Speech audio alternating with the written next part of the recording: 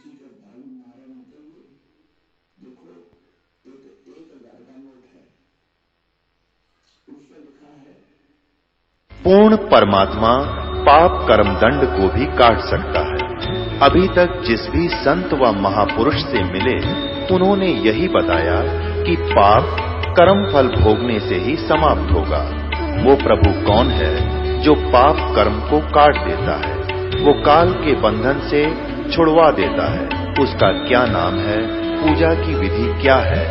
कृपया अवश्य सुनिए जगत गुरु तत्वदर्शी संत रामपाल जी महाराज के अमृत वचन।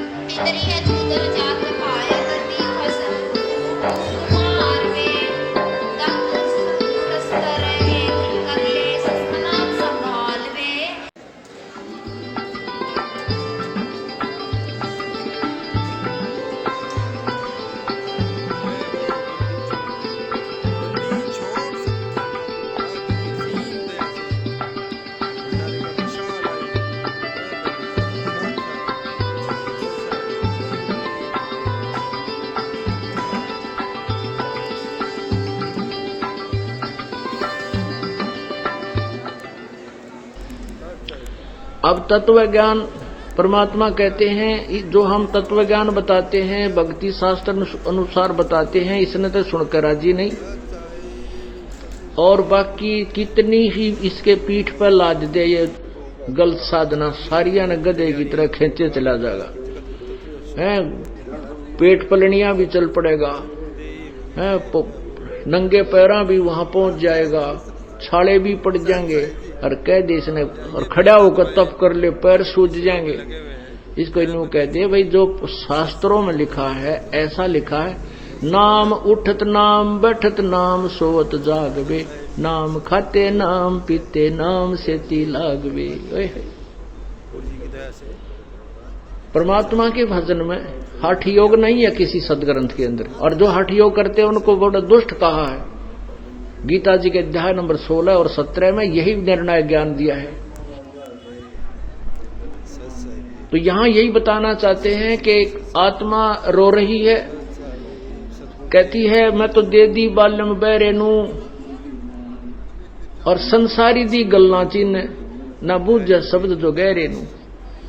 एक जनसाधारण नू कह दे भाई वहां पूजा, वहां उस धाम पर चला जा, और वहां एक जाटी का धागा बांध कहा करते हैं, और तेरा पोता हो जाए या छोरा हो जाए जब खोल काना हो। अब 1000 आदमी जाएंगे, उसमें 10 का तो स्वाभाविक छोरा या लड़का हो जाएगा, कोई काम सरेगा। तो 20 बताता फिरेगा वो, मैं वहां गया था, धागा बांध कहा था, अरे उसने खोलने जाऊंगा, मेरा छोरा हो गया, लड़का हो गया।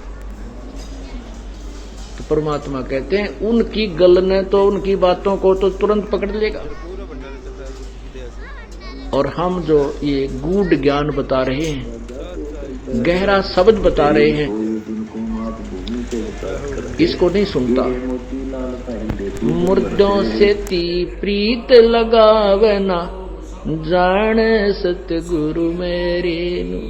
मुर्दों से ती, जैसे गांव की कहीं देख लो, शहर में आसपास कोई बाबा मर गया, उसकी मेडी बना करके, और उसने मन 5 पीढ़ी तो पूजने लगे। उस मरे हुए उस बनाए हुए स्थान को पूजते आए। पुण्यात्मा मान लीजिए आपका जो पहले जो बाबा वहां रहा करता कोई संत, और वो अच्छा था, सिद्धि युक्त था, वो काम भी सरते थे उस तरह। तो अब तो वो है ही नहीं। जैसे कोई वैद्य हो, पहले कोई वैद्य था और वो नब्ज देखता था, रोग की दवाई दे देता था, लोग स्वस्थ हो जाते थे, रोगी स्वस्थ हो जाते थे, बिल्कुल ठीक है। अब वो वैद्य की मृत्यु होगी, उसकी यादगार बना दी। अब वहां जाते हैं, मत्था टेकते हैं, उसकी आरती करते हैं, परिक्रमा करते हैं, और कहें कि ये वैद्य अब हमारे रोग खत्म कर देगा, नहीं। वैसा ही वैद्य ढूंढना होगा जिस वैद्य की इतनी महिमा होगी कि उसको आज तक याद किया जा रहा है। वैसा ही वेद जहां जीवित मिले, वर्तमान में जहां वह बैठा है, नब्ज देखेगा, आपको औषधि देगा और खाने पीने का परहेज आदि आपको बताएगा, उस वेद से आपका रोग नष्ट होगा।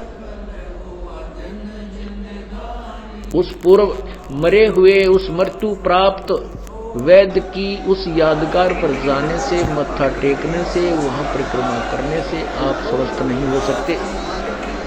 ठीक इसी प्रकार कहते मुर्दों से ती प्रीत लगावे न जाने सतगुरु मेरे। उन मरे हुओं से तो प्यार कर रहा है और जिंदा जो संत सतगुरु आवाज लगाता है उसको नहीं सुनता, उसकी बात पर विश्वास नहीं करता।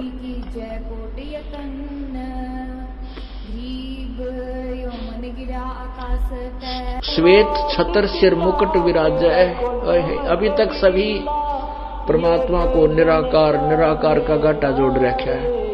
आप किसी पवित्र हिंदू धर्म के अनुयायी ने या उस महापुरुष ने या किसी संत ने या मंडलेश्वर ने, ऋषि ने पूछ ले, महर्षि आखिर में यही कहेंगे परमात्मा निराकार है। विष्णु जी या शिव जी या कृष्ण जी का पुजारी भी अगर आप उससे बात करोगे भगवान कैसा है, कहते परमात्मा तो निराकार। फिर विष्णु जी की मूर्ति किस लिए रखी है तूने?